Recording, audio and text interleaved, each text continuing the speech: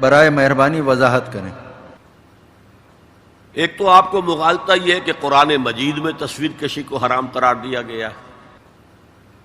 قرآن میں کہیں یہ حکم موجود نہیں ہے، بلکہ قرآن میں تو حضرت سلیمان کے بارے میں آتا ہے کہ ان کے لیے جو جنات جو تھے ان کی غلامی میں وہ تماثیل بھی بناتے تھے، مجسمے بھی بناتے تھے، تو مجسمہ سازی بھی حرام نہیں تھی اس وقت۔ اصل میں یہ حدیث نبوی ہے صلی اللہ علیہ وسلم کہ تصویر بنانا اور مجسمہ بنانا جاندار چیز کا وہ حرام ہے۔ اس وقت تک کیمرہ ایجاد نہیں ہوا تھا، بلکہ ہاتھ سے تصویر بنتی تھی۔ جاندار کی تصویر بن رہی ہے تو ہاتھ سے، مجسمہ بن رہا ہے تو ہاتھ سے، تو اس کے تو حرمت پر پوری امت متفق ہے۔ لیکن جب کیمرہ ایجاد ہو گیا تو ایک نئی چیز آ گئی نا، اس میں اختلاف ہو گیا۔ جیسے شاید آپ کے علم میں ہو، لاؤڈ سپیکر پر ہمارے بڑے بڑے علماء کا فتویٰ تھا اذان حرام ہے، خطبہ حرام ہے، اور فتویٰ کس کا؟ مولانا اشرف علی تھانوی رحمۃ اللہ علیہ کا۔ ایک نئی چیز آئی تھی، اس کے بارے میں ان کی رائے ہوئی، لیکن آج آپ کو معلوم ہے کون سی تھانوی مسجد ہے کہ جس میں اذان جو ہے لاؤڈ سپیکر پر نہیں ہوتی اور خطبہ جو ہے وہ لاؤڈ سپیکر پر نہیں ہوتا۔ تو نئی چیز کے آنے پر جو ہے یقیناً اختلاف رائے کے پیدا ہونے کا امکان ہے۔ عالم عرب کے تمام علماء کا تقریباً اس پر اتفاق ہوا کہ چونکہ اس میں ہاتھ کا کوئی عمل نہیں ہے، یہ عکس ہے، یہ جائز ہے، علی الاطلاق جائز۔ اس سلسلے میں آپ کو ایک لطیفہ بھی سنا دیتا ہوں۔ پاکستان میں ایک علماء کی کانفرنس بھی ضیاء الحق صاحب نے کروائی تھی، پوری دنیا سے علماء آئے تھے، کراچی میں کانفرنس تھی۔ عبد الفتاح ابو غدہ رحمت اللہ علیہ بہت بڑے حنفی عالم تھے، عالم عرب کے حنفی عالم بہت بڑے، عبد الفتاح ابو غدہ۔ اور یہ اصل میں جو عثمانی حکومت تھی ترکوں کی خلافت والی، اس کے میں جو شیخ الاسلام تھے ان کے شاگرد رشید تھے۔ تو وہ ان سے ملنے کے لیے مولانا محمد یوسف بن نوری رحمت اللہ علیہ وہ گئے، تو ساتھ ہی دعوت دے آئے۔ وہ تو ہوٹل میں جا کر ملے، ساتھ ہی کہا کہ ہمارا وہ دارالعلوم ہے، وہ بھی آپ ذرا وزٹ کر لیجئے، دیکھ لیجئے۔ وقت مقرر ہو گیا۔ اب مولانا نے بھی اپنے کچھ لوگوں کو بلا لیا، جن میں ان کے داماد مولانا محمد تحسین، ان کے بڑے داماد، سب سے بڑی بیٹی ان کے گھر میں تھی، وہ بھی تھے۔ انہوں نے یہ واقعہ مجھے سنایا ہے، یعنی یہ نہ سمجھیے کہ یہ کہیں ادھر ادھر سے سنا ہوا بات ہے، ایک ایسا شخص بیان کر رہا ہے جو اس میں موجود تھا، اور جو مولانا بن نوری کا اتنا قریبی رشتہ دار تھا، ان کا داماد، کہ یہ اب انتظار کر رہے تھے کب آئے، تو اطلاع ہوئی کہ آ رہے ہیں، آ گئے، تو نکلے باہر ویلکم کرنے کی، دیکھا کہ وہ ایک کیمرہ لٹکائے ہوئے چلے آ رہے ہیں۔ اب یہ انہوں نے محسوس کیا یہ اتنا بڑا عالم دین اور یہ کیمرہ، جیسے عام جو ہے لوگ لڑکے بالے لیے پھرتے ہیں کیمرہ، تو وہ اس طریقے سے وہ کیمرہ لیے پھرے۔ لیکن کیا کہیں، مہمان ہیں، کچھ کہہ نہیں سکتے۔ آ گئے، بیٹھ کر انہوں نے اپنا کیمرہ کھولا اور کہا ذرا ٹھیک ہو جائیے، سورہ اجتماعیہ، میں چاہتا ہوں ایک اجتماعی تصویر ہو جائے گروپ کی، سورہ اجتماعیہ۔ اس پر چیخ پڑے مولانا بن نوری، حرام حرام حرام، ہم نہیں کریں گے۔ انہوں نے کیمرہ تو بند کیا، لائیے دلیل، حرام ہونے کی دلیل کیا ہے؟ جو دلیل انہوں نے دی وہ کاٹ دی، جو دلیل دی وہ کاٹ دی، جو دلیل دی وہ کاٹ دی۔ آخر میں مولانا بن نوری کو کہنا پڑا کہ ٹھیک ہے یہ حرام نہیں ہے، لیکن یہ خلاف تقویٰ ہے۔ آپ نے کہا ٹھیک ہے، آپ اس پر قائم رہیں، خلاف تقویٰ ہے، مجھے اس پر کوئی وہ نہیں ہے، لیکن یہ کہ آپ حرام کہیں گے تو مجھے دلیل دینی پڑے گی۔ آپ قرآن و سنت کی روح سے تصویر کشی حرام ہے، تو یہ آپ کے سامنے جو اتنے بڑے بڑے ویڈیو کیمرے گھوم رہے ہیں، یا ٹی وی پر آپ کی جو تصویر آ رہی ہے، آیا یہ صحیح ہے یا اچھا ہے؟ یہ سوال کر لیا۔ دیکھیے، کتاب و سنت کی روح سے جو چیز حرام ہے وہ ہاتھ سے تصویر بنانا ہے، کیمرہ تھا ہی نہیں۔ حضور کے زمانے میں ہاتھ سے تصویر بنتی تھی، ہاتھ سے بنائی جانے والی تصویر حرام مطلق ہے۔ اس سے پہلے وہ بھی حرام نہیں تھی، یہ بھی جان لیجئے۔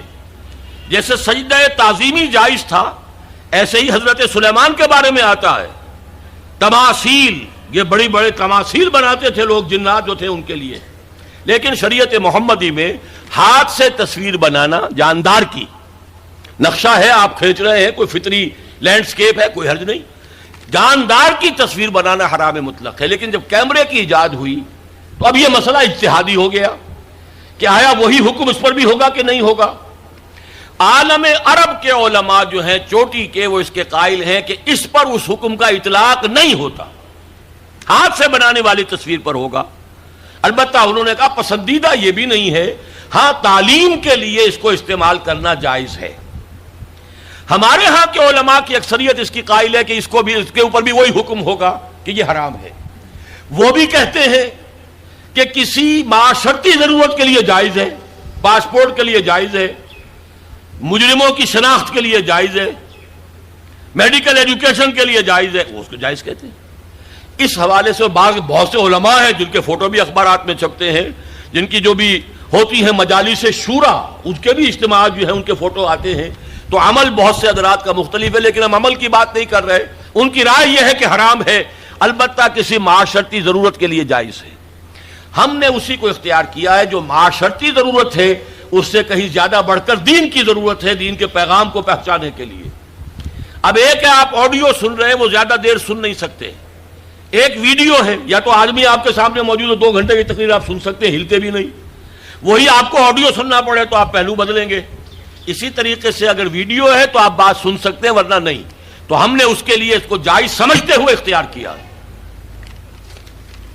اور یہاں بھی بتا دوں، جو سلطنت عثمانیہ، خلافت عثمانی کے آخری شیخ الاسلام تھے علامہ کوثری رحمت اللہ علیہ، ان کے شاگرد رشید عبد الفتاح ابو غدہ، یہ اس وقت فقہ حنفی کے عالم عرب میں سب سے بڑے ماہر ہیں. ان کے نزدیک بھی جائز ہے. ان سے میری ملاقات ہوئی ہے، ان کی رائے میں آڈیو پر لے کر آیا ہوں.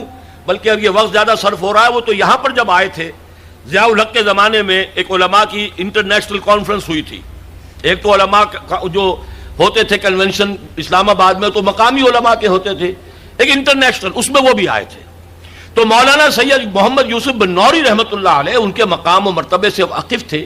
فقہ حنفی کے عالم عرب کے چوٹی کے جو ہیں وہ استاذ ہیں.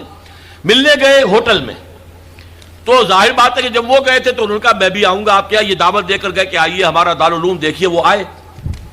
انہوں نے اپنے داماد کو مولانا محمد تحسین صاحب کو بھی بلا لیا، وہ ابھی زندہ ہیں، ان سے اس واقعے کی توثیق کرائی جا سکتی ہے.